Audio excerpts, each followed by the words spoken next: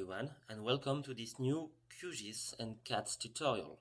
In this tutorial, I'm going to show you all of the functionalities that are inside QGIS and the CATS plugin developed by EDF R&D to do some pre-processing for OpenTelemac. Start by creating a new project. Then we'll start by adding a new WMS/WMTS layer. Click on New, and then you can enter an URL that will connect you to a map provider. All of the URL used in this video will be in the description. Then you can select Connect, and all of the available maps will be displayed. Select Plan IGN V2. This is one example for France. IGN is Geographic French Institute. Now you can set up the CRS, Coordinate Reference System, of the project. In the case of France, we are selecting EPSG 2154, as this is the one where this map is displayed. Be careful to choose the right CRS for the map that you're currently using. You can also see all of the WMS, WMTS maps in the menu on the browser. If you're using Symvia Docker image, or if you have a local installation, you should be able to see the CATS plugin here. This plugin has been developed by EDF R&D to pre-process some OpenTelemac simulations. Choose a location where you want to generate a mesh around a river, and then click on the green plus button. CATS will ask you to save a GeoPackage. This GeoPackage will contain all of the layers that you've generated with CATS. You should then be immediately able to draw. This can be toggled on and off with the little yellow pen here and by clicking on this green button. Now you can start drawing on the map. Using left click, you can add a point, and when you're done drawing, you can right-click. A window will open and ask you the name. You can just press OK and move on. Now we'll draw island layers that are specifically to draw some part of the mesh that will not be meshed. Like this, for instance. We can draw constraint lines layer where mesh nodes are going to align. The usefulness is mainly for hydraulic structures like dikes. We'll draw one like this. Finally, we can draw some refinement layer. A refinement layer is a place of the mesh that will have finer or coarser mesh elements. Here we are drawing the riverbed, and we are going to make it a little bit finer. Once you're done drawing, a window will open. In this example, I'm closing it, and I'm going to show you how you can edit it later. Save the layers that you just drew, and right-click on Refine Layer, and go to Open Attribute Table. Here you can access everything that was in the window we just closed. Press on the little yellow pen to edit, and you can change it. Min size is a minimum size element, fill size is an average size element, max size is a maximal, and growth rate is a geometrical aspect ratio between smaller and bigger mesh elements. Then you can modify the global mesh elements here.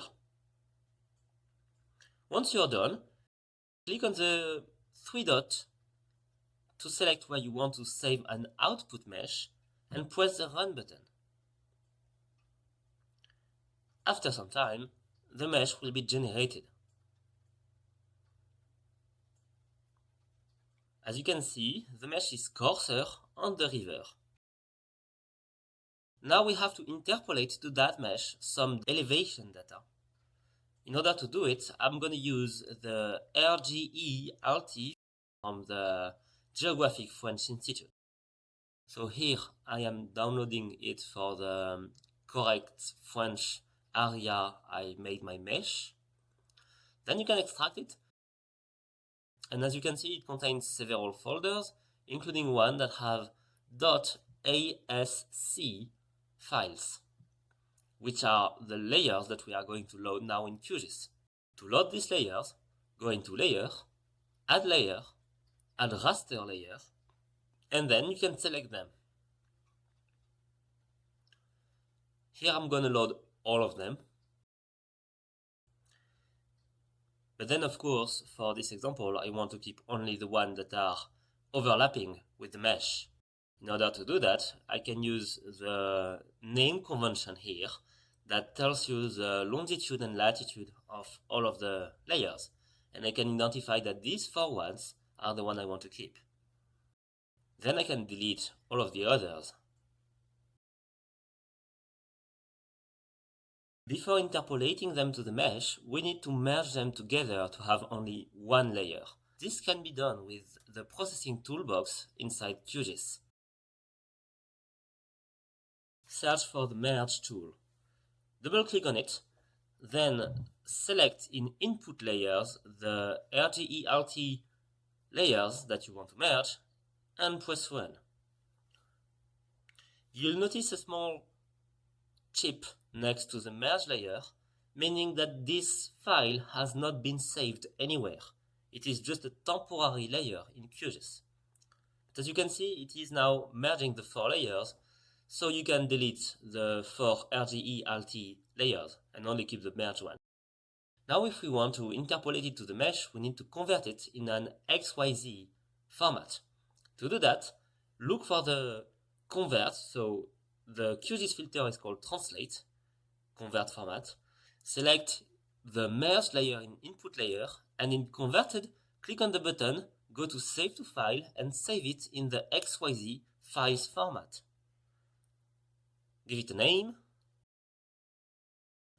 and then you can press Run and close it.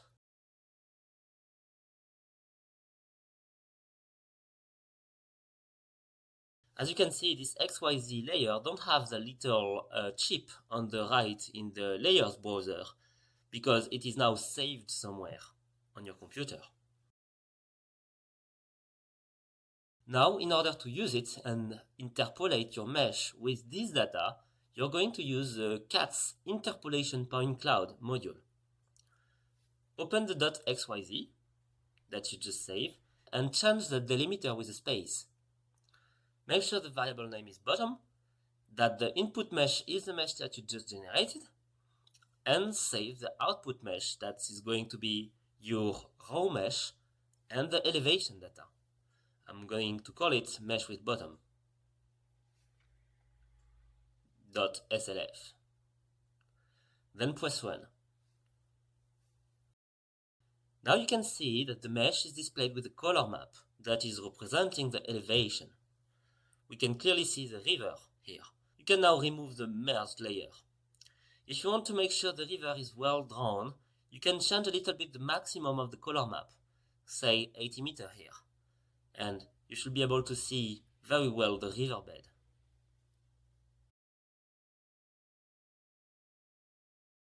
Now we are going to add some land occupation layer in order to estimate a bottom friction on the wall mesh. This time we are going to use a WFS connection so we are able to extract the data at the end.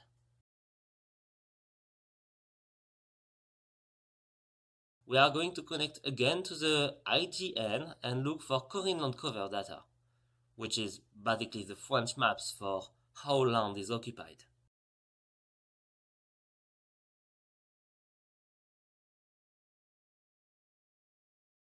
Add this layer,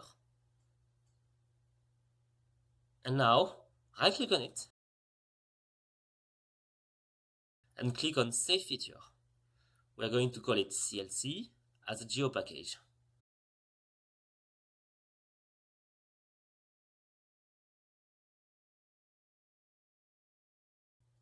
Make sure you have the right CRS and select Extent, Map Canvas Extent, and then you're going to save only the part of the map that is displayed currently on the window.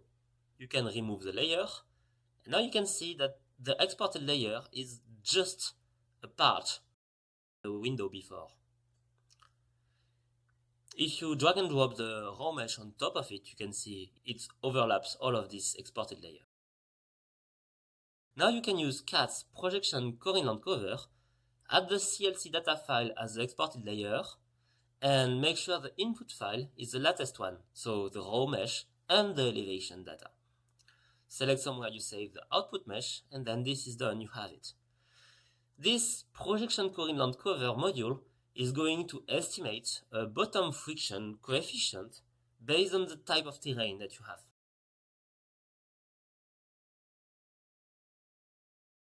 Now it's still displaying the elevation data. To see the bottom friction, go in Properties and select Bottom Friction. As you can see now, we have a variable bottom friction coefficient that's built depending on the occupation type of terrains. The legend is in French, but it is basically displaying where are the cities, where are the urban, rural areas, or where are the rivers, for instance. We are now going to create a shapefile layer and select it as a polygon in order to draw some polygons next to the liquid boundaries to wet the liquid boundaries. Indeed, OpenTelemac requires to have wet liquid boundaries, otherwise it crashes. There are several ways to wet your mesh. You can also use initial conditions. But doing what we are doing here, drawing polygons and wetting only close to the liquid boundaries, is a way to create a quick hotstart file for Telemac. And now we are going to use the projection field module of CATS. This module allows you to impose a constant value everywhere. Select as a variable water depth. Choose an area layer. This will only project this field value of 1 meter on this area layer that are the water polygon. Select the coordinate reference system. Make sure that the input layer is the latest one that you just created. And then select where you want to save the output layer and run.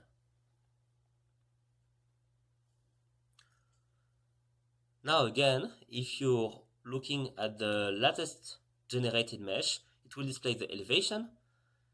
Make it display the water depth, and as you can see, we have now some blue area close to the liquid boundaries. So we projected 1 meter of water in these areas. Let's go back to elevation. Finally, we are going to create the boundaries. So select the latest mesh that you generated, and then on contour, click on the green plus button. This will basically generate a point everywhere the mesh is touching the contour. When the point is green, this means that this is a solid boundary. This is basically a wall for water and tracers. You can now click on the green plus button next to boundaries. This allows you to select 2 points on the boundaries, and then when you're right-clicking, after left-clicking on these 2 points, a window will open and ask you what type of liquid boundaries this is. By default, it is a wall with boundary type 222, but you can change it so you have an imposed flow rate on the upstream of the river and an imposed elevation on the downstream of the river. Then you can press Run. This will generate the .cli file that contains the liquid boundaries for Telemac. And an empty cellophane file of the same name. This one is useless, you can delete it.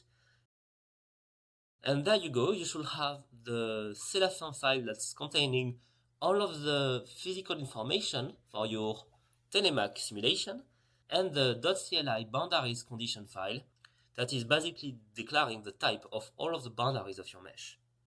Thank you for following this video. This was a little overview of all of the capabilities of CATS and QGIS. You can find other tutorials on this channel that details a little bit more how to make a Telemac simulation. And I'll see you for the next video. Goodbye.